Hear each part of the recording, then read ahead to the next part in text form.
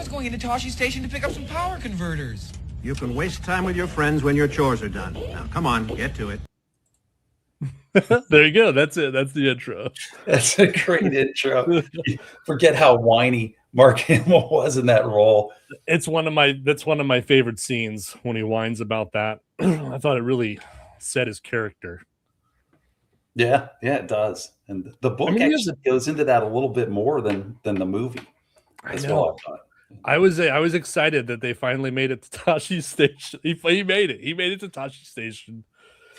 And it's cool because he's like a teenager, and he's a whiny teenager right at the beginning, you know? Yes, he is. All right, so welcome. We just started talking straight into the book. Welcome, everyone. Thanks.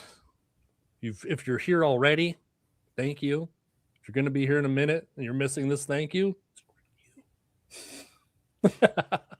So we got check your shelf. Hey, fellas. Chadwick. Roll call, Chadwick. Sweet. And yeah, today we have Ben from Grammaticus, old Ben Kenobi, and we're talking Star Wars novelization from 1976. You got the hardcover. Yeah, you still got your dust jacket. Or is that a paperback you got there? Oh, it's a paperback. Yeah, I know. You said in your video that that's your original copy from when you were a kid, right? It is. Got this as a birthday present, and the first thing I did was rip the dust jacket off it and throw it in the trash. Why would you do such a thing? I hated dust jackets when I was a kid. They wrinkled, they started coming off while you're trying to read the book, and I just get mad and just tear the things off and throw them in the trash. And so I'm dust jacketless here. Still got the book, but no dust jacket. Tim's our whiny teenager standing in. Hey, Tim. There we go. Beast. The Beast. Levi has a bad feeling about this. I think that's a reference or something. By the way, I think we should. Hey, Richard. Did you change your channel name? Oh, yeah. That's interesting. Hey, what's up? There's Andrea. So yeah, before we get started, I just want to point out that I know very little about the Star Trek. I just called it Star Trek. Holy shit. That's a bad start. I know very little about the Star Wars universe. I only really know the first 3 movies. How about you? I've seen all the movies. I've watched Mandalorian. I'm a fan of Star Wars, but I'm not an uber fan by any stretch of the imagination. I don't know all the ins and outs of it. Here's the first 3 movies right here in this DVD collection. Got the old Star Wars, the original Star Wars comic book from 1977. What came out 1 month before the movie, as well as the book. The book came out, I think, like 6 months before the movie. But yeah, that's crazy. I'm familiar with it. I saw it in the theater as a kid when it originally came out, back when theaters were just one giant mega screen. But other than that, I am not a Star Wars. I'm not the repository of all knowledge when it comes to Star Wars. Well, I'm just letting you know you're going to have to carry a lot of the weight around here today. We're in trouble then. We're in trouble. All right. So Richard says that it's a sister channel launching this weekend. Nice. Well, interesting. Okay. Yeah. So, I wanted before we get started here, I wanted to I got something special for you. I wanted to increase everyone's enjoyment of this and get everyone in the mood. Are you ready?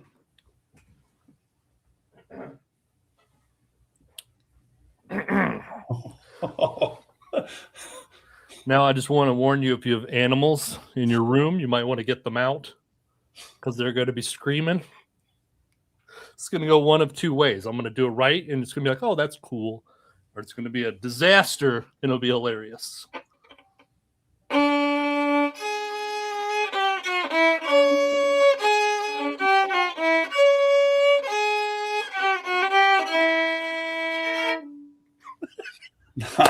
That's it, and that's it. Thank you. It was recognizable. Yeah, right? Knew what you played there. I've been practicing it for 3 days. Now, I used to be able to play it really well, and I haven't played the violin in like 5 years. I haven't picked it up in 5 years. And I was like, oh, man, this is going to be a disaster, but I'm going to do it anyway. Hey, it came out better than I could do. I'll give kudos on that one. Nicely done. So now that everyone's in the mood, thank you guys. Thank you. Bravo. Yes. All right. So this is going to be kind of difficult to talk about because usually when we do group reviews, we do it kind of chapter by chapter, but I mean, it's everyone knows this story. It's going to be hard to, they're on the ship. I mean, I guess, so it starts off another galaxy, another time. So right off the bat, it's different. Oh yeah. Well, you get it starts off with a prologue, and then the prologue gives you the political background on it. And right from the start, you can see that there's going to be differences in this. And I guess we should, preface that this came out several months before the movie was released. It actually came out in 1976. The movie comes out in May of 1977, and it says Lucas on it. And if you open it up, it credits the book by George Lucas. But George Lucas didn't write it. It's ghostwritten by Alan Dean Foster, the king of novelizations. Yeah. And he's working off of a screenplay, not having seen the movie. And apparently he only had like a couple of pieces of art that they had been doing in order to promote and promotions for the movie. So he doesn't really know much beyond just the screenplay. And so you get these differences right off the bat. And in that prologue that starts the book in here, one of the big differences that I think you get on page 1 is that Emperor Palpatine is not a Sith Lord. He's not a Sith Lord. He's not even in charge of the Empire. Mm-hmm. And here in the prologue, it tells he's been locked away by the bootlickers. Let me see if I can find it here. Once secure in office, he declared himself emperor, shutting himself away from the populace. Soon he was controlled by the very assistants and bootlickers he had appointed to high office, and the cries of the people for justice did not reach his ears. So you've got a very, very different Palpatine right there on page 1 of the book, and that kind of sets the tone, I think. Yeah, I was confused at that, and I wasn't sure if I was misremembering the movie or not, because I was like, is it he? Yeah, he's the leader. But they're saying basically in the book that it's actually this group of individuals around him that are controlling the Empire. These nameless bureaucrats, actually running everything instead of the Sith Lord Palpatine. Not as exciting. Not nearly as exciting.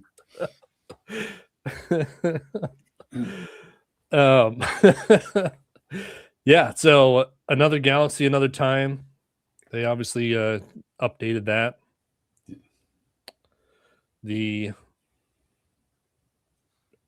starts off, I mean, it was pretty similar to the movie at the beginning. Oh, yeah. I mean, it was like tit for tat, like. Oh, yeah.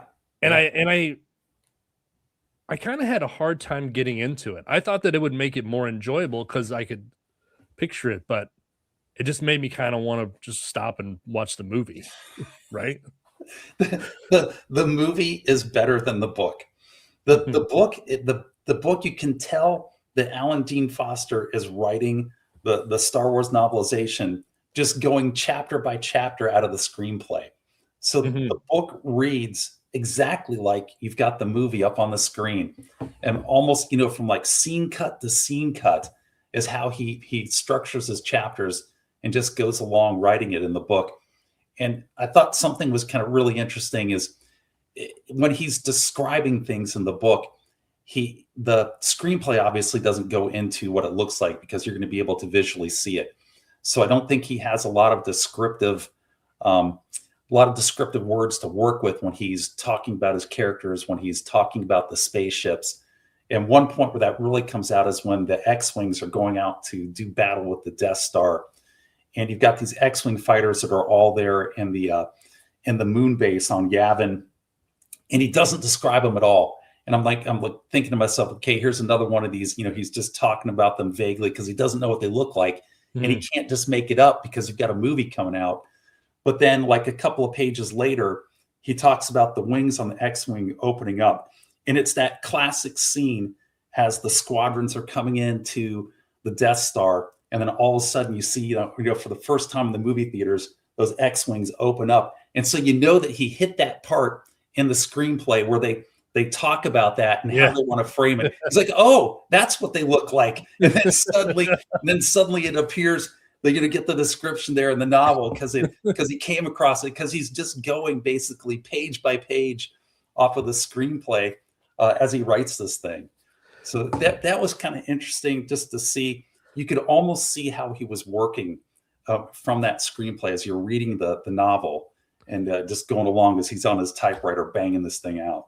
Man, it's kind of incredible when you put it like that he was able to do it in the first place. I mean, imagine how difficult that would be, knowing that it's going to, I mean, I guess they didn't really know it was going to be as big as it was going to be, but still that it would be, yeah, because you're right, because it's a screenplay. It's a lot of dialogue and some vague description of the area and action. Yeah. I mean, they got the king of all, novelization writers to do it. So they got Alan Dean Foster, who's really good. The other thing that kind of struck me with the book is it read like a young adult book, rather than, an adult science fiction book. And back in 1976, the movie hasn't released. Nobody knows that it's going to be this massive hit, one of the biggest cinematic cultural experiences of all time. And I guess, he's reading this thing and he's got to be figuring that you've got princesses, you've got a Dark Lord, you've got spaceships, ray guns, lightsabers. In his head, he's thinking this is for kids. And right. I think, to me, that's kind of like how it read going through here, is he's writing this for young adults. But at the same time, when he's describing the fighting in here, it gets kind of brutally graphic. So it's kind of written at this young adult level, but then you have all this like graphic violence that kind of goes beyond it. So it was like a little bit of this going on, but it did make for a very interesting kind of comparison. Yeah, I can see how when you're writing the book, you can make something very violent and it not be as shocking as if someone cut someone in half in a bar straight down their body. Right. Yeah, like that's a little shocking to view, but in the pages, you're just like, cool. Or the opening battle scene where the Empire captures the blockade runner that has Princess Leia on it and R2-D2 and C-3PO at the start of the movie. And you get some differences there in that battle scene. And one of the things that jumped out at me is, in the movie, they, all the troopers inside of the blockade runner who are protecting the princess all line up for that one door. And then you see the sparks go around the door and it blows in. And in the book, they come in through the ceiling. They cut a hole through the ceiling and they're dropping in from the ceiling. But right there at the start, this one trooper takes a laser gun bolt to the head. And in the book, Alan Dean Foster is talking about his head exploding. Yeah. All this stuff splattering all over. I'm like, oh, okay, here we go. Yeah. Here we go. Yeah, it was a little bit more gory than there. All right. So Richard says, the book did come out. It came out 6 months earlier. And it said that, I mean, this is Wikipedia stuff here, but it said that it sold 3.5 million copies before the movie even released. Wow. I did not know that. That's crazy. It said it sold, 500,000 in the first 3 months. I mean, they must have had great promotional press going for it, because not only that, I'm gonna switch gears on you just slightly. This Star Wars comic book, this came out a month before the movie, and it sold 1 million copies. And no comic book prior to this comic book, no comic book in the comic book industry prior to 1960 had hit 1 million sales issues for a single copy until Star Wars. So, I mean, they had to have just had a massive amount of advertisement going to build up the hype on the book and the comic. Did you happen to see the Judy Del Rey PBS little mini documentary about Judy Del Rey? I've not seen that. Well, they talk about how, it was one of the first things they did was get this book, the rights to this book. And obviously it just made Del Rey. Like, they're still around today, probably still got Star Wars money in the bank, you know? Yeah, good on them. And that's the same story with Marvel. Marvel was in serious financial straits before they got the rights to Star Wars. And this saved their financial bacon right here, the Star Wars comic books. So, yeah. Huge economic shot in the arm to Del Rey and Marvel Comics. Yeah. Well, there you go. Yes, it was. That is 100% right. Oh, Chris wanted to know who wrote the book. It's Alan Dean Foster. But it's got George Lucas's name plastered all over it. You won't find Alan Dean Foster's name on it anywhere.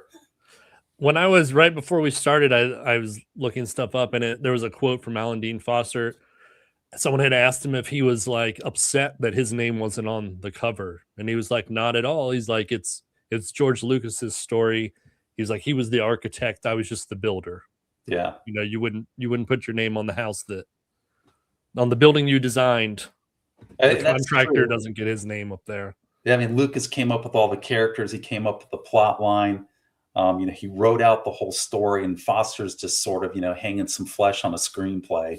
Yeah. Putting it into a book. I didn't look to see, was this like his first big novelization? I know he did many after. He did the Aliens and the Thing. Yeah, he novelized like Where Eagles Dare, and I've got to think Where Eagles Dare came out before Star Wars, I would think, without going out and doing a little bit of Google foo. I would guess no. I would guess that he'd done a number of other novelizations prior to this one. I've got to throw something out here. Last night, I'm going off here at a little bit of a tangent, but it ties in. Bear with me. No, last night, my wife and I are watching Jeopardy. It's like the old person thing. We turn on Jeopardy, kind of warm up the TV set before we go off and watch whatever else it is, and we record the Jeopardies. So it's not the current Jeopardy from what it was yesterday's was Wednesday. It was Jeopardy from November 20th. But they get to, this is yesterday evening, they get to the final Jeopardy question, and it's about the novelization of Star Wars. Oh, nice. And it's talking about a change that Alan Dean Foster made in the novelization of Star Wars that righted a wrong at the end of this classic novelization of this epic movie. That was the final Jeopardy question that my wife and I are watching yesterday. So it's the universe telling us, Nick, that you and I have to do this video here today. Let me ask you, did you double down? Did you bet it all? I did. Like, I nailed it.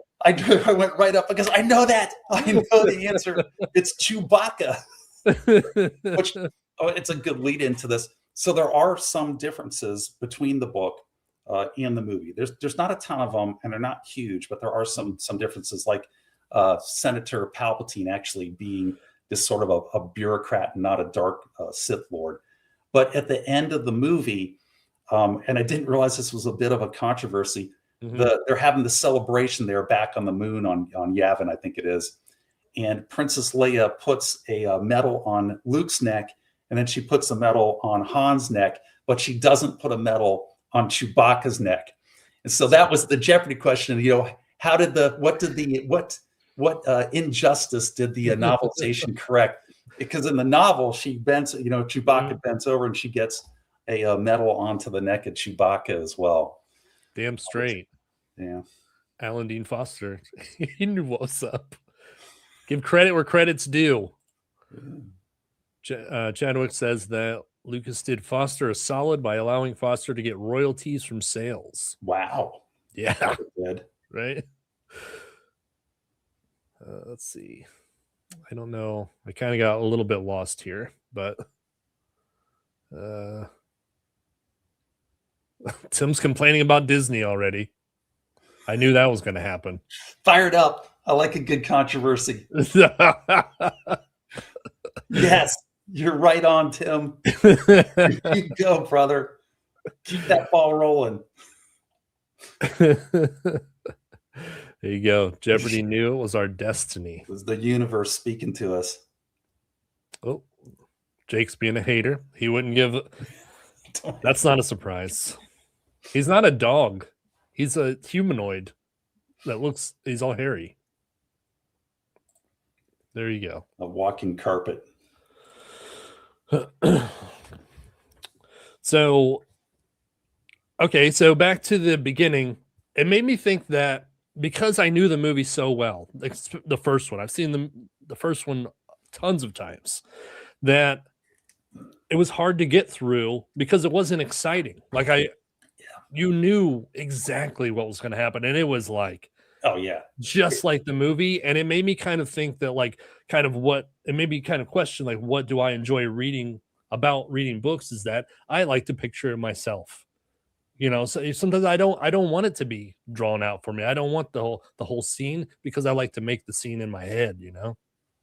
Yeah, it was just like watching the movie, and I think that was kind of an after effect of him writing off of the screenplay and following the screenplay slavishly. Mhm. And to be fair to Alan Dean Foster, I don't, he really couldn't ad lib or go into or expand upon anything, because he can't contradict the movie that's going to come out in 6 months, and he hasn't seen the movie. So he doesn't know where he can work between the scenes and maybe add in a little bit without contradicting something that Lucas is going to do or might change at the end. So I think he had to be very careful about what he was writing. Yeah. And I think that really comes through in here. The one thing that and he doesn't have the full visuals, so you get these really vague descriptions. But one thing that I think he didn't understand, or he wasn't sure that he understood, was whether or not R2D2 had wheels or legs. Yeah. And so, Yes.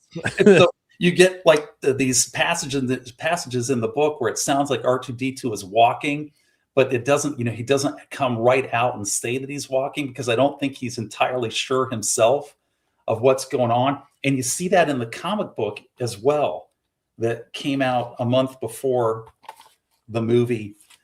So here, right in that panel, you've got R2D2. He's moving his legs like he's walking. Oh yeah. Like so I don't think when whoever was, who was writing this, it's what Roy Thomas wrote the script here. Yeah, he's the adapter, Roy Thomas. So Roy Thomas didn't know for sure either, off of whatever screenplay that Marvel was working from. And they've got it, it's kind of like R2D2 walking along like he's got 3 legs. Isn't there a scene in the comic where Darth Vader's holding a cup of coffee? I don't recall that, because I had I think it was last year for Christmas. Someone was like, they wanted me to make a coffee mug for them, and it was a coffee mug of that drawing from that comic of Darth Vader holding a cup of coffee, because the guy who did the art, who made the comic, he just saw like a picture of Darth Vader going like this, like the throat force choke. Yeah. And he was like, oh, he's holding a cup of coffee. That one right there. Well, coffee, Rebel Commander, they're all the same thing. Close enough. I don't recall the cup of coffee. I'll have to go back when I've got time to see if I can find that. Here, we got some jokes. I heard Luke got his cybernetic hand at the secondhand store. Ba-dum-bum. Yeah, that's not even in the first movie. Come on, I know that. So I think the first difference that I noticed was Luke gets to go to Tashi Station, man. Yes, he gets to go to Tashi Station to hang out with his friends. And there we have Biggs. Biggs is there. Biggs gets a much more expanded role. So I'm thinking that was something that got cut out of, but maybe it got left on the cutting room floor when the movie came out. That Biggs did have a bigger role in it, because Biggs gets killed in the final Death Star duel, and with you've got that character development that Alan Dean Foster throws into Tashi Station and some of these other conversations that they have. So there's more emotional attachment to it when Biggs gets vaporized in the novel. I thought it was a great way to introduce the rebellion too, like to explain what was going on, because Biggs is like, "Oh, I signed up for the military, but by the way, there's this other thing going on, and I'm going to take off after a couple months. I'm going to go join the Rebel Alliance." And that's when it's like really explained to you, like what's going on. Yeah, that's true. Yeah. So I thought that was pretty cool. And then, yeah, like Luke is stuck, but he's not stuck at the farm because Uncle Owen needs his help. He's stuck at the farm. Well, I mean, he does need his help, but it's not for farming. He needs his help to keep the sand people away. Yeah, and the water vaporizer. It's a water farm. They're catching water instead of raising crops or whatever it was. Oh, I didn't catch that. I didn't notice that. And they keep the sand people off. Yeah. So there's like more. I think there's more violence in the book. Yeah, I think the violence is a little more graphic in the book. In talking about the sand people, when they run into Obi-Wan Kenobi in that famous scene where R2-D2 goes off on a secret mission and they have to go track him down. And that droid causes so much trouble for me. Was it C-3PO says, yeah, he excels at that. So they're tracking R2 down and they run into Obi-Wan. And then Obi-Wan is living in a cave and he's got a water pipe. And he's like taking hits off a water pipe. Yeah. And I'm like, what? Obi-Wan's he's an old hippie from the 70s. And there's some odd lines there in the cave as well, where he's talking about a duck. And Luke is talking about piloting, and like you can be a duck born to water, but even a duck needs to learn to swim. Like, you're on Tatooine in another galaxy. Why are you talking about Earth animals in your cave there on Tatooine? He's well traveled though. Very well traveled. Maybe he's been to Earth. Jake says that it's a moisture farm. There we go. That's what I was going for. A moisture farm. They're not sand people. They refer to the term mineral men. That's kind of cool sounding, actually. There's a cut scene. You can find it on YouTube. Luke and Biggs, Darklighter at Tashi Station. Yeah, probably wound up on the cutting room floor. Didn't make it to the final cut. Space ducks. There's pigs in space. Why not ducks? Does the duck? God, oh my God, guys, come on. Yeah, and then I also like how they made the what are the little guys? Oh, Jawas. Yeah, I like how disgusting they made them. They're just like pig pen. They had like shit rolling and flying around them, and you didn't want the hood to come off, or you just start retching up your lunch. Yeah, you looked at their faces. Yeah, they're like little rat men. I forgot about that part. Yeah, that was really cool. Now they're just talking about space stuff. I'm not highlighting that crap, guys. My son is calling. Hold on. Okay. I have to tell him, can I call you later? No problem. Yeah. Yeah, if you need to take a call, I can just bust out the violin and yes, play everyone everything I know. Okay, so now let's talk about the most quotable lines are missing from this novel. It's such a bummer. A lot of them made it in, but then he added in a bunch of other stuff that kind of dilutes them. But what are the missing ones? What are the big ones? My favorite quote is, "You'll never find a more wretched hive of scum and villainy." Oh yes, yeah, and yeah, he doesn't. He says like something that's like that. Well, he says, "Not a more wretched collection of villainy and disreputable types exists anywhere on Tatooine." Yeah. just doesn't have that punch to it, No, that was something I noticed is he would take lines and then you would get either extra sentences or he would sort of expand them out. And whenever Alan Dean Foster, he did that, and he does that numerous places in the book where he expands the dialogue on these famous scenes and these famous lines that are virtually the whole movie is quotable. Mm-hmm. But it does. I mean, you hit it right on the head. It loses its punch. It dilutes it. And whoever was, doing the screenplay and polishing it up, and when they were shooting the takes, I think they did a genius job of it. And one of the reasons why Star Wars is just so phenomenally popular is because they got the dialogue right. They got just the right amount of words and the right words to have the biggest impact. Like you said, like no more wretched hive of villainy and scum. Mm-hmm. It's a great line. It's just this one short banger. And then Alan Dean Foster comes in and he stretches it out. He adds in a couple of words, or he adds in actually extra sentences, that actually dilute the power of that dialogue and those exchanges. It makes me wonder if that's originally how George Lucas had it written in the screenplay, and then when the actors would get it, they'd be like, "Oh, that's like a mouthful. You don't want to say that," because they have to say it. They're like, "No," you're like, "No, it needs to be more clear and concise, and just this." Yeah, when you're banging it out on the typewriter in your head, it sounds good, but then once you've got live people up there and talking, it's like, "Oh, this isn't working." And so they massaged it a little bit, but however they did it, or however it came about, the movie, the final lines out of the movie are much better than the dialogue here in the book. It was a vast improvement.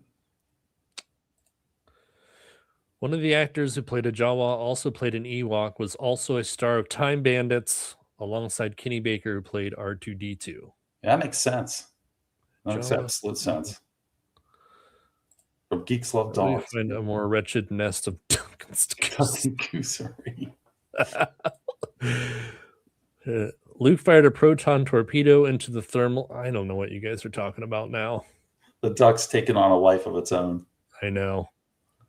As long as they don't start talking about Howard the Duck, I think we're okay. They did. They already mentioned Howard the Duck. There. I mean, we're talking about George Lucas. How can you not mention Howard the Duck? I'm trying to hit target. But yes. So did Lucas tinker with the novel over the years, try to correct some things, the special edition? That's a good question, Richard. I don't know. Do you know the answer, Ben? I know they did do another novelization of it later. I think I saw that, but I have not read it and I don't know anything about it. But that wouldn't surprise me that, that they would want to take this and expand on it a little bit more. That makes complete sense. From both, a content perspective and from a marketing perspective, to try to make this a little better and expand it out. I mean, I know. the movie. I did read when I was looking at the Alan Dean Foster thing that in the new editions, George Lucas writes this big intro about Alan Dean Foster, like giving him credit for the whole thing. That's interesting. Let's see. It's the only thing I dislike about George. Couldn't leave the dang movies alone. It's true. Yep. Han shot first. It does. And you know what? It's in the book. It is official. It's sort of in the book. It's ambiguous in a book. It says there's an explosion of light and fire, and then Greedo's dead on the floor. But you don't know if Greedo shot. It doesn't say who shot, but whoever shot, Greedo got the worst of it. Yeah. He wasn't even named Greedo until afterwards. After he was shot, I was like, I had a note. I was like, his name isn't Greedo here. And then after he's dead, they start mentioning Greedo, but they don't say who Greedo is. Oh, there was a little mess up there. Oh, so we're in the bar. Speaking of the bar, we got Obi-Wan in that bar fight, man. Yeah. Going to town. Yeah. So instead of just taking an arm off, this is how I read it. I don't know if tell me if you read it this way. He takes his lightsaber and just goes straight down the middle of a person like this through their whole body. Yes. And then they just go, the two parts of them are completely cauterized. These two. Is that the way you read it? Yes, I think that is what happened. I think that is what happened. Yeah. I was like, oh, that's awesome. I read it again. I was like, did I read that right? He cut him in half straight down the middle. I think he, oh, God. I think he gets more than one guy too. Mhm. I think there are a couple of casualties there from Obi-Wan's handiwork. Yeah. Yeah, it was cool. That's what I'm saying is this was much more violent. The Sand People were more violent. The Jawas were more violent.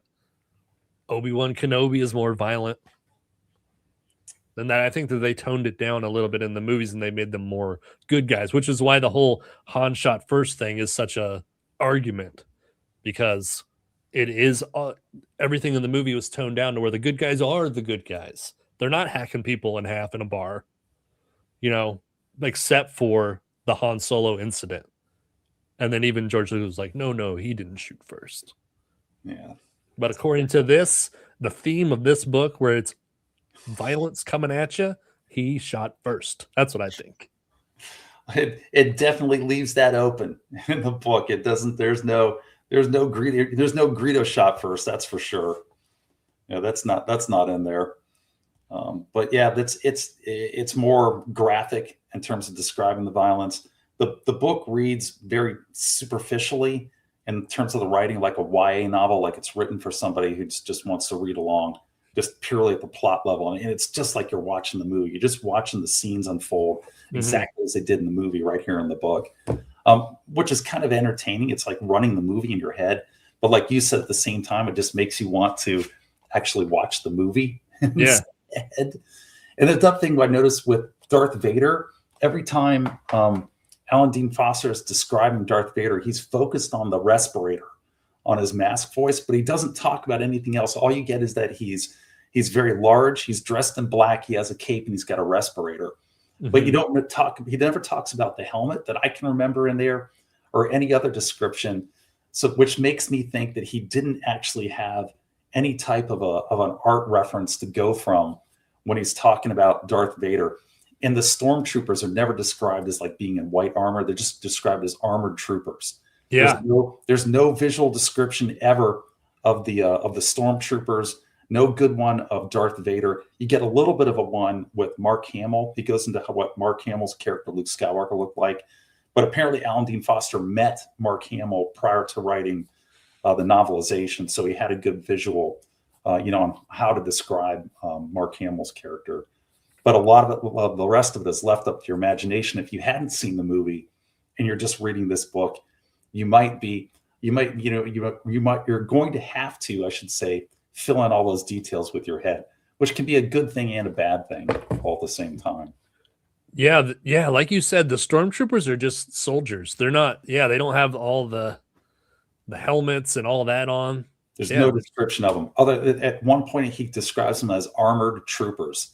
And you get like the famous scene where they're rolling in on the little ship that they're piloting, the grab ship, as they're coming in off the deserts into Mos Eisley, and they get stopped by the stormtrooper guard, and they've got the droids in the back, and you have the whole, these aren't the droids you're looking for. And it just describes the stormtrooper as having waving out an armored hand. And that is that's as much of a description that you ever get at any point here in the novel of those troopers, is that they've got an armored hand on them, which I thought was kind of interesting. It is, considering how much he went into the Sand People and the Jawas. Yeah, the disgusting Jawas. Check Your Shelf says, Han's an anti-hero who has a redemption arc. Han didn't shoot first, he just shot. He just shot. Yeah. I don't know what this means, do you? Ponda, Baba, and Dr. Cornelius Ebazan versus Finn. Do you know what that means? I don't. We don't know what you're talking about, Paul. It sounds interesting, though. That poor architect, he lost both his arm and a chance at that promotion. I'm lost here, guys.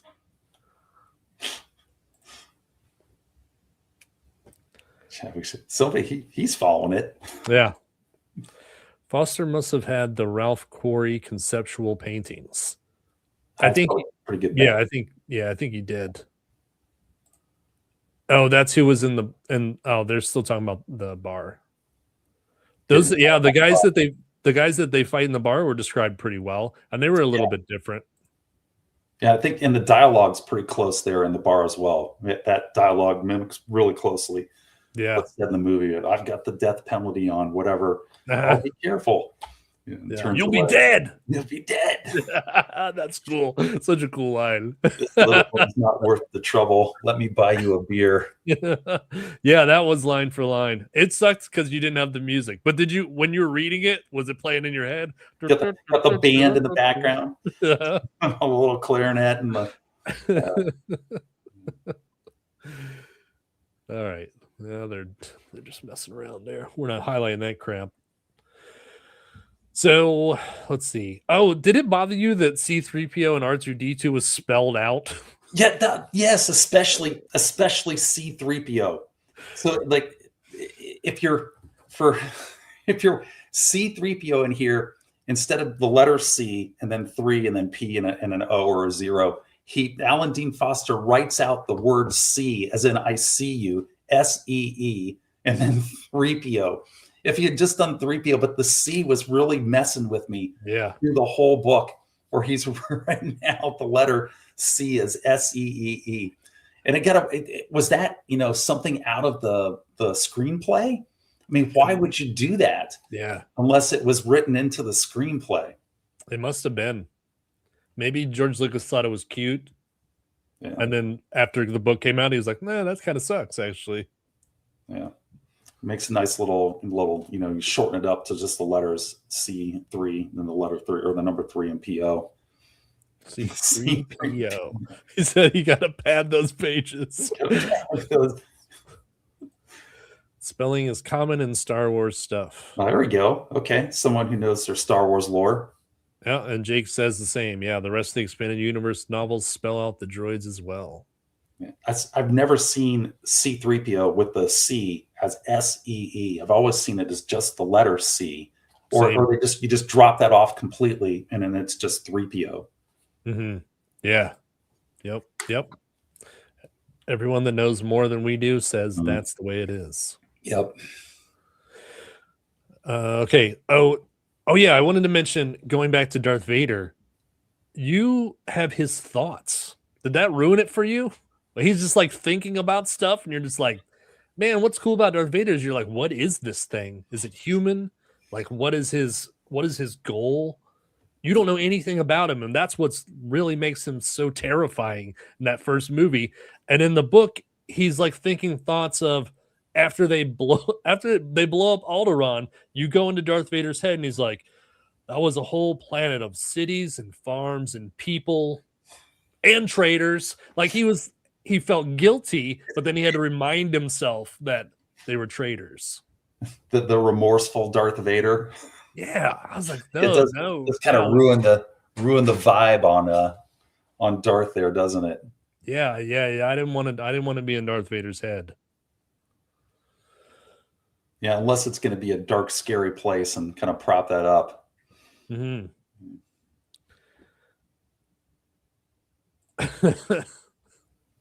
He's thinking about his poor departed wife. I don't think he is, Tim. Here's another thing, talking about the names and where he was spelling out C-3PO. Here's something that bothered me, and maybe the people watching this who know more about Star Wars than we do can fill me in on this. But Princess Leia isn't just Princess Leia in the book. He spells out her full name, and the full name gets used over and over, which is Princess Leia Organa. Mm-hmm. And I don't remember that being in the movie anywhere where they use her last name. It's just in my head, and it's been a while since I watched the movie. I wanted to try to watch it, and I just didn't get to it. Mm-hmm. But I don't think anywhere in the movie that they call her Princess Organa. I think that's only here in this book. I mean, did any point in the movies did they refer to her as Princess Organa, or is it just Princess Leia? I don't. That one I don't know. They say it in which movie, Tim? Tim says they say it in the movie once. And the first one, the very first Star Wars? Tim, we're all waiting. We're waiting for Tim to type. Type faster, Tim. Oh, He got up Oh, and went to the bathroom. He might have went to the bathroom. Oh, in Empire. He says it's in Empire. Okay. Or Ghana. Oh, it's in the opening crawl. There you go. Ah, there we go. We got to read it. Geeks knows his stuff. So let's see. They got the Vader when he fights Obi-Wan. In the movie, Obi-Wan lets him win, but in the book, he actually beats him. Yeah, and in the book, Vader just does him in. Obi-Wan's just defending himself, and just Vader just takes him out. There's no I'm gonna let you kill me. Vader's just better. He's a better guy. That was a huge difference. In fact, that I forgot about that, where Vader just outright defeats him in the battle there on the Death Star. Yeah. It makes it seem more threatening. It's more of a threat instead of because Obi-Wan totally being in control. Like, oh, here's what's going to happen. Everything's going to be okay, guys. I'm going to do this. I'm going to sacrifice myself, and it's going to be all right. Right, and at the end of the book, you think it's Obi-Wan's voice that's talking to Luke as he's piloting, his X-wing in to try to blow up the Death Star. Mm-hmm. But it's not that clear in the book. It's just like, is he just imagining it? Or, in the movie, it comes across very strongly. It's Obi-Wan who's, coaching him and guiding him through this. And it's not that clear here in the book that it's his voice. It's very, very minimalized, his help there on the book. And the other kind of weird thing in the book, if you know the movies, is during the book, and especially at the end, as Luke goes up to get his medal from Princess Leia, he and Princess Leia start making googly eyes at each other in the book. And it's like, it's your sister. No, stop. Yes. No, this isn't turning into a Robert Heinlein novel. Yeah, there was definitely more of that in there, huh? Yeah, there's a definite love gaze going at the final page here. Was a page 181. Like, oh no, Alan Dean Foster, you need to read the screenplay for the next. Yeah, he doesn't. Right, he doesn't know. He doesn't know what he's doing. Yeah, Alan Dean Heinlein. Yeah. So yeah, that's pretty much all the notes I got as far as the book goes. Is there anything else that you wanted to touch on? It was a quick read. It reads the language, the level of the language that you're writing. It really comes across to me as like a YA book, and it follows the movie just literally scene by scene. It reads real quick. It's like 180 some pages. Mine's got it's got a bunch of photos in it. Does your paperback got those photos in it? Yep. Which is pretty neat. And if you had this book in 1976, you're getting like a little preview of the movie and seeing, what, the great cinematography that you're going to get. That would have been really cool. It reads fast. It's only like 191 pages. The font's big. You can go through it real quick. It's like you're watching the movie in your head, but you don't get the depth out of it. Like you said, you wanted it to get more into the depth of the characters, or maybe add in some scenes that you didn't get in the movie where you can expand on it in the book. But, I think Alan Dean Foster was kind of put in a box when he was asked to write this before the movie was coming out. Mm-hmm. So you just get sort of this superficial, quick hit on the movie back in 1976, where you're probably better off just popping this baby in and watching it. You have to, but remember back then, once it was out of the theaters, that you lost your chance to watch it. That's right. If you wanted to relive it, this was it. That was it. That's right. Yeah. That or this. If you want the visuals, you got to go back to here. Oh man, we are old. So I want to say that I've talked a lot of trash about George Lucas on my channel before, how he would steal ideas, how he would steal Han Solo, Northwest Smith, the C.L. Moore character, Northwest Smith. I don't know no, it's if you read a Northwest Smith story, you'll be like, oh wow, there's Han Solo right there. He took Indiana Jones from Alan Ladd in the movie China. Like his look is exact.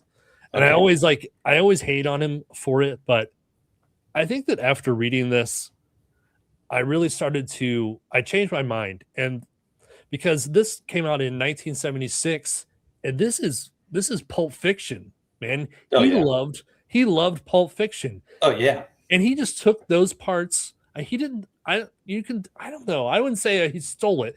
Inspired by, because everyone who creates art is inspired by something else. And they take little bits of that art and it becomes their own, So I just wanted to apologize to George Lucas. I changed my mind. George, if you're watching, Nick Yeah, apologizes. You can put it back on your Christmas list. Yeah. See, I've always heard that George Lucas took a lot from Dune when he was writing Star Wars, which I'm not a big subscriber to that theory. You can see it a little bit there in Tatooine, but I always thought that was maybe a little bit of a stretch. But there's a lot of people out there that will swear up and down that George Lucas borrowed heavily from Frank Herbert's Dune from 1965 as another source. But like you said, as long as everybody gets their ideas from somewhere, but as long as you take that idea and then expand it enough to make it your own, then I'm okay with that. And I think George Lucas probably did that.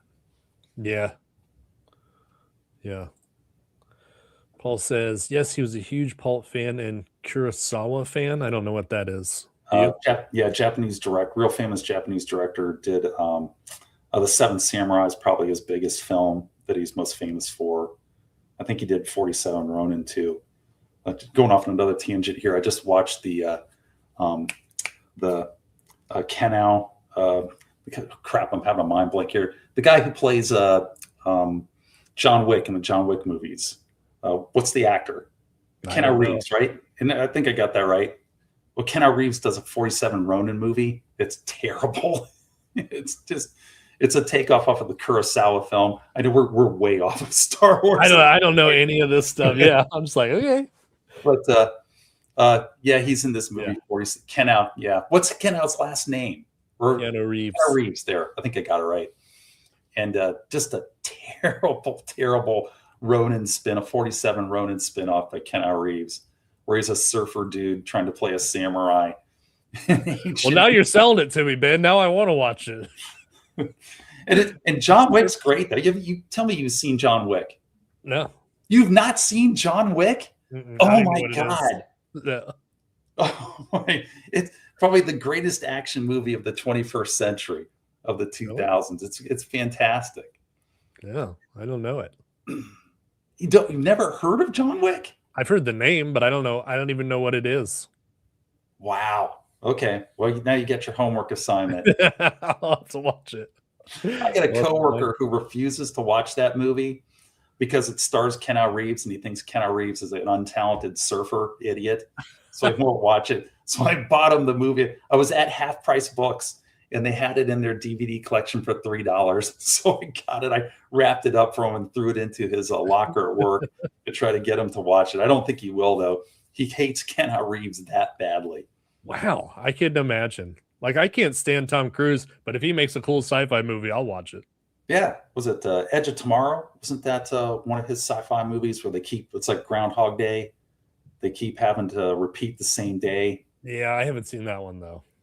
That one's pretty good. That's actually a decent sci-fi movie. All right, what are these people saying? Bob says, don't forget Lucas didn't decide Leia was Luke's sister until they were writing. Well, clearly Alan Dean Foster didn't get that message either when he was writing the novelization in 1976. Yeah. Hey, what's up, Bob? Good to see you. Bob, I got you. You got a Christmas present coming, by the way. Check your mail. Let's see. Steve's telling jokes. Pulp Fiction was Daryl Vader supposed to be Marcellus Wallace? I mean, Vader was supposed to be the gimp. Oh, dude. Seven Samurai is fantastic. If you want to watch a really, really well-made movie, Nick, get a copy of Seven Samurai. It's from like 1954. It's in black and white, Japanese. It's considered one of the greatest classical movies of all time. All the major directors, quote Kurosawa as being a genius, and it's like 3 hours long. The pacing is very, very different from what you're used to today here in the United States or any type of Hollywood production. Yeah, that is a fantastic movie. It was a really good one. I'll have to find that one too. I'm behind on movies here, huh? The Hidden Fortress was a huge inspiration for Star Wars. Yeah, taken. Wow. Kinoe. Is that all you got anymore? Jake is correcting pronunciation. I said Pokemon in some video. Number one, I don't give a shit how you say it, but he's correcting me on it. More John Wick trivia here. I was on an airplane flight a while back, and they had the documentary on the making of the movie John Wick that's called Wick is Pain. And Keanu Reeves, that like broke 3 of his ribs. He cracked a femur in the filming of that movie through all the training that they put him through in order to make all the weapon scenes. He does all this type of gun handling in it. It's like they shoot like 500 people in this movie. And he's doing constant reloads and doing all of his tactics. But they trained the living HE double hockey sticks out of him. They were just brutally putting him through like 8 to 10 hours of gun manipulation and kung fu and karate training in order to get him so he would look believable in that movie, which is one of the reasons why the movie's a great action film. There, it's a men's adventure movie. Now you have to watch it. Yeah, it's a classic. It's a modern men's adventure movie. Fit right into your channel. It's right in your bailiwick. There you go. I would the greatest action movie in the last 2 decades. I would go along with that. I would sign on to the greatest action movie in the last 2 decades. 100% Geeks. 100%. Keanu's his favorite actor. I got a few coworkers that disagree. Darth Vader, Darth's deadbeat cousin. Edge of Tomorrow. Yep, that's the Cruise film. That is a good sci-fi movie. Edge of Tomorrow. Do you know what this is? that's the whole motivation for John Wick. So John Wick is he's a retired hitman. He's like the hitman's hitman. He's almost supernatural, but he's gotten out of the hitman business because he's married the woman of his dreams, and he's done this deed in order to let him get out of the Russian mob so he can become a normal person. And his wife dies of cancer. And then 2 weeks after his wife dies, the son of the Russian mobster breaks into John Wick's home, kills his puppy dog, and then steals his car, which is what sets off the entire rest of the movie. And when they were doing screening that scene where his puppy gets killed, they were putting it up for test viewing screening. They were asking the men and the women, would killing that puppy justify John Wick going on a murder spree?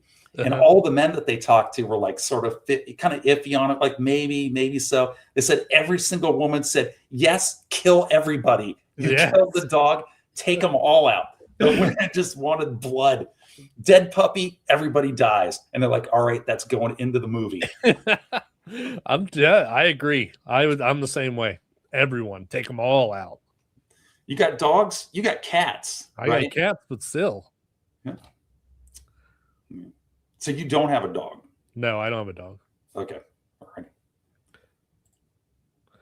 The book was better. The John Wick book? Or Edge of Tomorrow?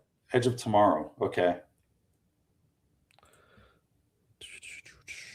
It's the head Russian mobster is talking to his son, trying to let his son know just how bad of a decision he has made of the person to offend. I once saw John Wick kill 3 men in a bar with a pencil. Man, we're really far behind. I'm skipping a lot of this. Yeah. There's some really good. The thing that makes John Wick really good, it's not necessarily the action, and the action's fantastic. It's the dialogue and the interaction between the characters in between the action that makes John Wick so great. There's this one scene where John Wick, the Russians have sent an entire team of hitmen to his house to try to take out John Wick because they know he's coming for his son, the head Russian mobster. So you have this huge fight scene in his house. And then at the end of the fight scene, there's dead bodies everywhere, smashed glass all over the place, bullet holes all over the place. And you see these police cruiser lights outside of his front door, and the doorbell rings. And so John Wick walks up to the door. He opens up the door, and there's a cop standing there, and he knows the cop. He's like, hey, Jimmy, how's it going tonight? He goes, hey, John, how you doing? He goes, hey, Jimmy, noise complaint? And the cop goes, yeah, John, noise complaint. And then the cop leans over on the side of him, and he just sees bodies sprawled everywhere. He looks back at John Wick, and he goes, you working again, John? And Rick goes, no, just working something out. And he's like, all right, you have a good night then. And shuts the door. And it's just what they don't say in there is just comes across on that movie screen so thoroughly that there's this whole relationship between Wick and the local police department. They know perfectly well who he is, and they know perfectly well not to mess with him. There's dead bodies everywhere. The cop's like, have a good night. back to his cruiser. It's the scenes in between the action on John Wick that makes John Wick one of the greatest action movies of the 21st century. It sounds awesome. I will say that I am having a hard time picturing Keanu Reeves as this character. I will say that Keanu Reeves is. I'm going to get myself in trouble here, but I like to get myself in trouble, so why not? Keanu Reeves, I don't think he's the brightest guy in the world. I don't think he's the sharpest tool in the shed. His acting range is rather limited, but they cast him basically as the straight man in this movie, and his personality and his acting abilities actually fit this role perfectly. It's the role that he was made to play. Unlike a samurai in ancient Japan in 47 Ronin, where it's just ridiculous, he actually is cast quite well for that role there in John Wick. And they made the most of it because there's 4 of them. I think they've got 4 movies total in the series. And by the end of it, all the stars in Hollywood were calling him up, going, hey, man, you got to get me into John Wick. Wow. Lawrence Fishburne and all these other big actors and everybody from I'm having a blank spacing on the movie, the Matrix. So he was in the Matrix. You've seen the Matrix, I take it. Yeah. So the whole cast of the Matrix at one point or another winds up in John Wick, because as soon as they saw what a giant hit John Wick was, they all start calling Keanu Reeves on the phone, going, you got to get me into the next John Wick movie. Awesome. Yeah. I know we've gone way off of Star Wars, but yeah, that's all right. This is an interesting conversation. Russian, yeah. That's you can see that. I'll rock with that one, Beast. I don't know it. Moff Tarkin is Governor Tarkin. Yes, for the most part, he is. You get like one of his lackeys gets a much bigger role here in the book with Governor Moff Tarkin. But essentially, yes. But it's a little different in terms of you get a little bit more of like the command structure and what's going on behind the scenes there, Tim, with the setup to blowing up Alderaan and all that stuff. But essentially for Tarkin pretty much, but then you get a little bit extra. All right, Tim, bringing it back. We're getting us back on track. Keeping it real. Keeping it real. Yeah, now they're all just talking about Keanu Reeves here. Johnny Utah, Point Break. Johnny Utah, the replacements. Yes. All right, so Richard's got a question. If you could recast Star Wars with any living or dead actors, who would you pick? Also, now I got to throw Keanu Reeves in his Han Solo. Oh, no. I think Harrison Ford is perfect. But if you have to recast, think of the entertainment value to put in Keanu Reeves as Han Solo. But then who do you throw in? Who do you have take Mark Hamill's place? Ryan Gosling. I put Ryan Gosling in as Han Solo, or not Han Solo, as Luke. As Luke. Yeah, when he was younger. With Keanu Reeves as Han. There you go. Christopher Walken was supposed to originally play Han Solo. Oh my God, that would have been a disaster. Oh. Michael Cera as Luke. Yeah, that could work. Christopher Walken as Darth Vader. Okay, versus James Earl Jones's voice coming out of Darth Vader. That would be comicals. John Wick never misses. Stormtroopers always miss. True. Ryan Reynolds as Darth Vader. I don't know about that. I think Han Solo got the part of, shit. I'm having another mental blank here. The actor Harrison Ford. Harrison Ford got the part of Han Solo. I think he was the guy who was reading. And please correct me if I'm down here because I'm shooting from the hip. But Harrison Ford was there on set and he was reading Han Solo's part to people who were trying out for Luke Skywalker and Princess Leia's parts. So they had somebody to go back and forth with when they were doing these screen tests for who was going to play these actors. And they had, obviously people coming in for Han Solo, but he did such a great job reading Han Solo's part that they threw out everybody that they screen tested and they took him when he was just basically helping out on set and then rolled him into the role of Han Solo. I want to say that that's kind of the urban legend of how Harrison Ford wound up with that role. Yeah. Yeah. He was like a contractor or something, wasn't he? Yeah. Like he wasn't even, supposed to be trying out for the part, but he was reading it as the person who was helping out the other people trying out for the other parts. And they liked the cut of his jib, as they say, and threw him in there. There we go. Yeah. Well, he was already in the what's that 50s movie with Ron Howard where he plays the guy who with the car. Ooh. They made Happy Days based off of this movie. Come on, anybody. The Fonz? No, it's a George Lucas movie. He wrote it. Growing up in the 50s. God, come on, guys. Oh, I can't help you. I can't help you on that one. American Graffiti. Yes. Oh, okay. Jimmy Stewart is Skywalker. That'd be humorous. I don't know who Timothy Oliphant is. Timothy Oliphant. Oh. Help us out, Bob. What else has Timothy Oliphant been in?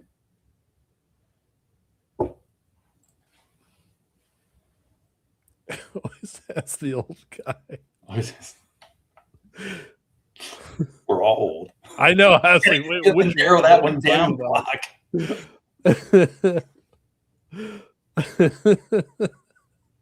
Justified. Okay, from Timothy Oliphant's from Justified or Hitman. Hitman. He's the bald guy. The movie Hitman. He's the bald assassin in Hitman. If I'm reading this right. Yeah, I don't know. It's getting confusing. Yeah, Ford was on set as a carpenter. That's what I thought. Yeah, man. Going from a carpenter to one of Hollywood's major stars. Santa Clarita Diet. Oliphant. He ran into Lucas and George and asked to give him a hand. All right. Well, I got the one last thing. What the Paul? What are you talking about? American Graffiti? You got it. It's American Graffiti. Thank you, Paul. So the big question here is, what do you like better? Star Wars or Star Crash?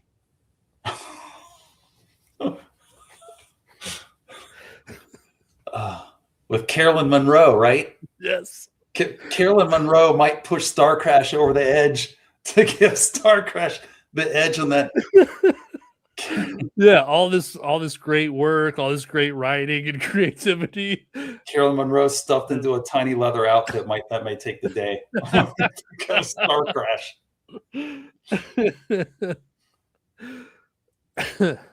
Trek, Nick. It's pronounced Trek. That was the joke, Andrea, because it was going to sound like I was going to say Star Trek. Do you like Star Wars or Star Trek better, Ben? Oh, wow. Here's the problem with that question is they've both been around for forever. Star Trek or Star Wars, came out in 1977, and Star Trek even before that. So it's like, what Star Trek and what Star Wars are you talking about? Because the Star Trek today and Star Wars today are so radically different from what they were. If you're going back to, let's limit it to the classics, like the first 3 Star Wars versus the first season of Star Trek and like the first couple of movies, man, that's a tough one. Mm-hmm. That's a tough one. As like a visual, like as a movie going experience, I'd have to go Star Wars. But as a sci-fi universe, I think I would have to go Star Trek. How about that? That's what I think too. As a single experience, Star Wars. As the whole, Star Trek. Yep. Yeah, I'll go along with that. All right, what do you guys got? Let's hear everyone's. So Jake is team Star Trek. He's all in on Trek. I hate them. Fucking Sig hates them both. Lost in space. Paul's going down for Star Wars. All right. Chris absolutely agreeing with Jake. So Star Trek. Okay. Yep. No Battlestar Galactica love in these comments. Battlestar Galactica wouldn't even exist without Star Wars. That's true. I'd say what I just started watching, Babylon 5. Is that the one with the Quantum Leap guy? With Dr. Sam Beckett? No, it's got no actors in it that you're going to recognize. It's an old series. I've got a couple of coworkers that swear up and down that Babylon 5 is like the greatest science fiction series ever shot. They shot it on a budget, comparable to old Doctor Who. Mm-hmm. It's pretty cheap budget, and it's the show that inspired Star Trek Deep Space Nine. Think Babylon 5 is basically Deep Space Nine, but before Deep Space Nine, but with probably a little bit of a more intricate and better plot. I'm on the last episode for season 1. I'll gotta be honest, it was pretty rough. I almost didn't know if I was going to get through the first season of Babylon 5. The first couple of episodes were pretty rough, but it's starting to come together here right at the end of season 1. I watched all the original Star Trek and then all of the Next Generation, and I was like, I love it so much. Right. Yep. What was the show that came after that? Because I hated it. It was like, I always tell Jake, it's like they shot it at the mall food court. That's Deep Space Nine. Yeah. Talking about Deep Space Nine. And you got the original Star Trek, you got Star Trek Next Generation, you got Deep Space Nine, you got Voyager, and there's a ton out now. I'm not counting anything in the last 10 years is pretty much garbage. And it just keeps getting worse. But I think there was another one back there. Voyager, I thought Voyager was okay at times, and then it could just be god awful. But Next Generation was great. Love Next Generation and Original Trek. I mean, those by hands down, those are the best. Yeah. Richard says that he is pro Babylon 5. Does it get? I'm at the last episode on season 1, Richard. Does it just keep getting better with the next? There's 5 seasons total, which is why they call it Babylon 5. The producer wrote it knowing that he was going to have this contained arc of 5 seasons, which is why they call it Babylon 5, which means you've got good direction to it. But I'm interested to see if Richard says if it does it build up steam, because it was pretty weak at the start. Yeah, that would suck if it was just like they wrote a good movie. It would have been a good movie, and instead of just making the movie, they're like, let's stretch it out for 5 seasons. And it dies a horrible death. Yeah, because I think that's what they do with most of the TV shows these days. Yeah. They would have been great movies, but they just try to stretch it out too long.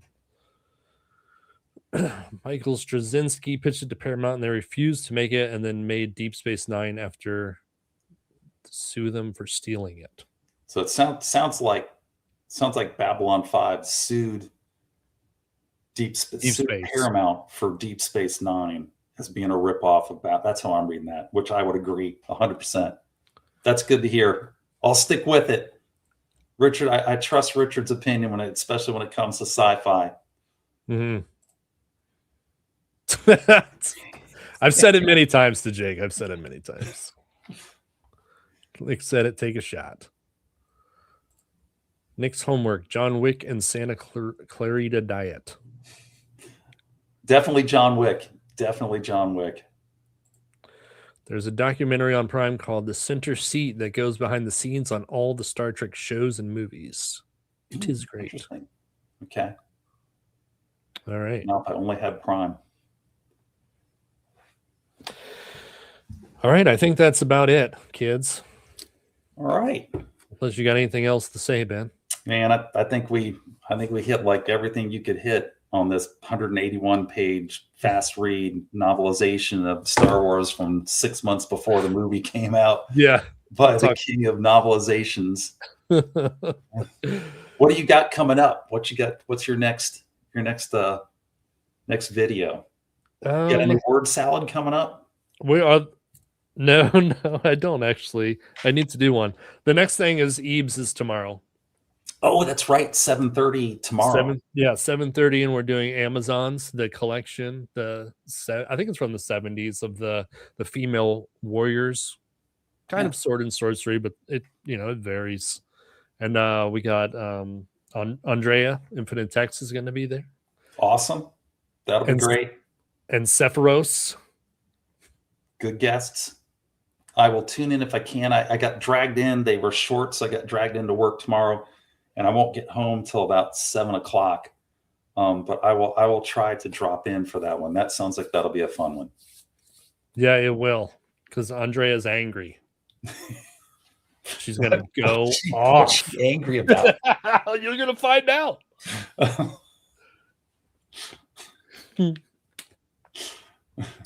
Yeah, I don't know. What do you got going on? We got my son coming in, the one who called me right as we started this video, and I never get phone calls or texts or emails from him, or if I do, they're very short. He hates talking to anybody on over electronic media. He's an interface guy. He's from a kind of an older generation mindset. And when I did that top 10 cover video, top 10 book covers, which apparently Jake did like a year before I did it. But really, he never mentioned it. That's weird. He never mentioned that to me. But my son sent me this huge email after that video, going through his top 10 book covers, complete with like photos of all the books. So he's rolling into town here for Christmas next week, and then he and I are going to do a co-host video here on the channel where he's going to roll with his 10 book covers, and I'll comment on them as well as I'm going. And you'll get the Generation Z versus Generation X take on book covers. So that's my next gig. I'm really looking forward to that. I can't wait to see how like you he is. He's his own person. I got 3 kids, and all 3 of them are vastly different personalities. He's his own person. So he's not a Ben clone by any stretch of the imagination. He has gone off and done his own thing. God bless him. I'm going to go off on another team.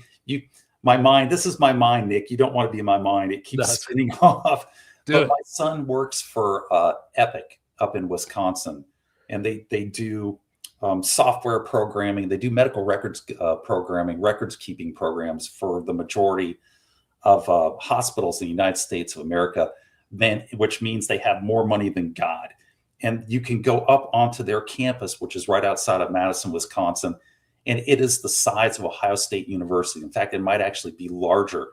But every building that they have, that they've got out there, and they're up to like 30 buildings on this campus now, each building is themed after a science fiction or a fantasy story or setting of some type, and then they decorate the inside of each of these buildings as like Star Wars. They've got like they have a Star Wars cantina meeting room They have slides that you can shoot down connecting the different floors. They have an Alice in Wonderland building where they put all the furniture on the ceiling, so it looks like you're in Alice of Wonderland.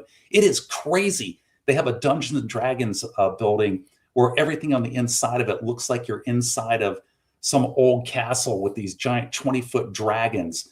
They have fireplaces with dragon heads coming out. The inside of the mouth is the fireplace, like it's a fire-breathing dragon.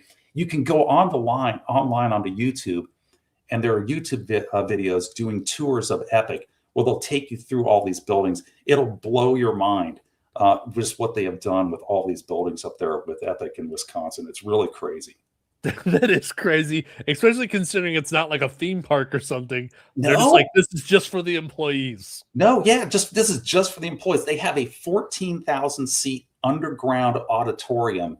They build it under the ground. It's like a Bond supervillain lair that has no structural roof supports. So you're inside like this architectural marvel that is, 100 feet underground that can seat all 14,000 Epic employees at once. And like every Friday, they show movies down there for the employees with free popcorn. So you can go down and watch on like the most massive, 3D screen you've ever seen in your life, different movies down there in this 14,000 seat amphitheater they've got built in. It's unbelievable. You can go on and on. And the thing is that you can tour it. If you don't work there, if you come there on a Saturday or a Sunday, you can check in at the visitor center and you can do an unguided, unaccompanied tour, go anywhere you want on the campus. You can walk right into people's offices. Nobody's with you. You can go into all these rooms with like these giant, science fiction murals and starfighters around there. Wow. The elevators that are made to look up like a rocket ship, and you go into it and there's like aliens coming out of the elevators.